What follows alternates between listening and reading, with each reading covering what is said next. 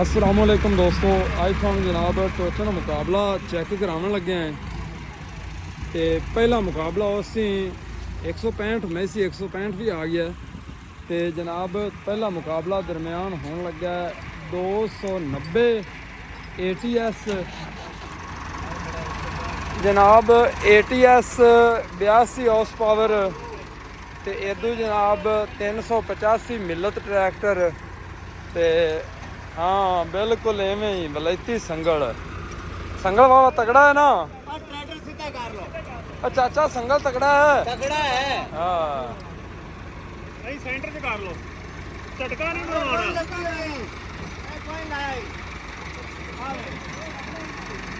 ते थल्ले जनाब 16 हैगा ते 85 ते इधर जनाब ATS 290 स्टैनाडाइन पंप दे विच।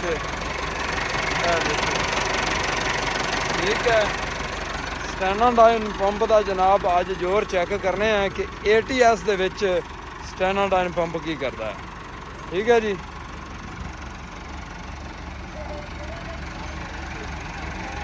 इन्होंने बालों में पिछा तू हटावना है, उत्ते ना चढ़न।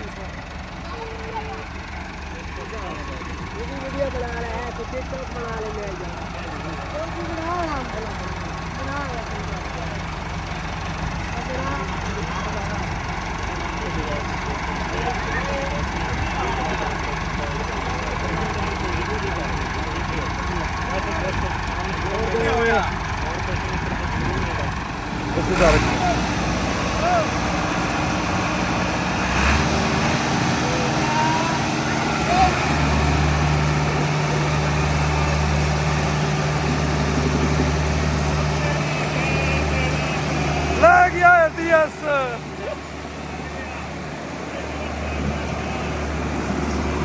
बस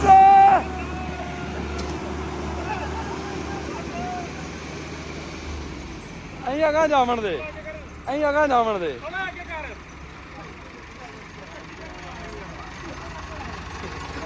बस बस मोबाइल नू खड़ा रख, खड़ा तू खड़ा रख।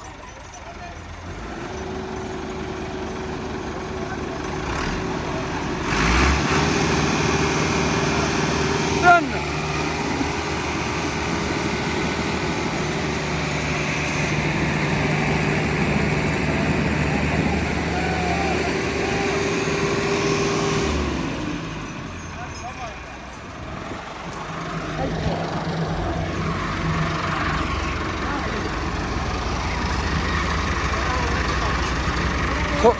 थोड़ा जिहा और अगे करी।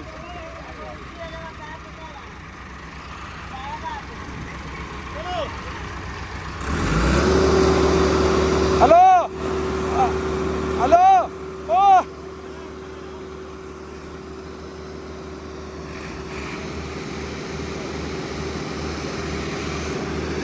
चलो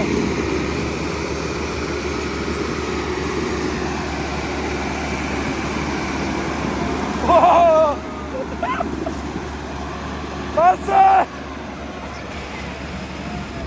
बस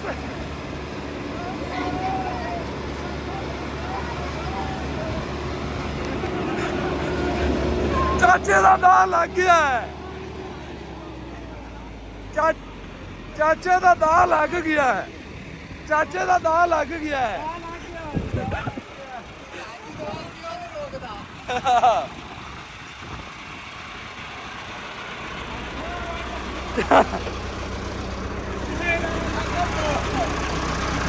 हाँ जी, केड़ा तगड़ा है? ATS ATS नहीं तगड़ा। हाँ। ਉਹਨੂੰ ਅਸੀਂ ਤਗੜਿਆ ਕੀਤਾ ਹੈ। ਹਾਂਜੀ ਕੀ ਉਹਦੇ ਨਾਲ ਕੀਤਾ ਜੇ? ਉਹਦਾ ਭਾਈ ਜੀ ਅਸੀਂ ਤੁਹਾਨੂੰ ਪਹਿਲੇ ਵੀਡੀਓ ਦੇ ਵਿੱਚ ਦੱਸ ਚੁੱਕੇ ਹਾਂ ਅੱਛਾ ਕਿ ਨੁਕਸ ਕੋਈ ਨਹੀਂ ਆਇਆ ਸੀ। ਪੰਪ ਦੀ ਸੈਟਿੰਗ ਕਰਨ ਵਾਲੀ ਸੀ, ਹਾਂ। ਜਿਹੜਾ ਕਿ ਆ ਕੇ ਛਾਪੇ ਚ ਕੱਢ ਕੇ ਲਾ ਜਾਂਦੇ ਸੀ। ਹਾਂ ਆਟੋਮੈਟਿਕ ਦੇਸੀ ਸੀ, ਆਟੋਮੈਟਿਕ ਦੇ ਪੈਪ ਦੇਸੀ ਸੀ। ਸਹੀ।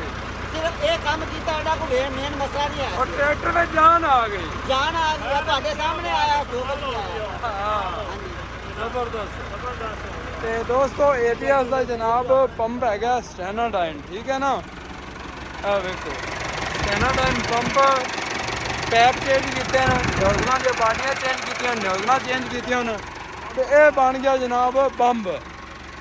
ਤੇ ਦੋਸਤੋ ਮਿਲਦੇ ਹਾਂ ਇਨਸ਼ਾਅੱਲਾ ਅਗਲੀ ਵੀਡੀਓ ਨਾਲ। ਇਜਾਜ਼ਤ ਦਿਓ, ਰੱਬ ਰਾਖਾ।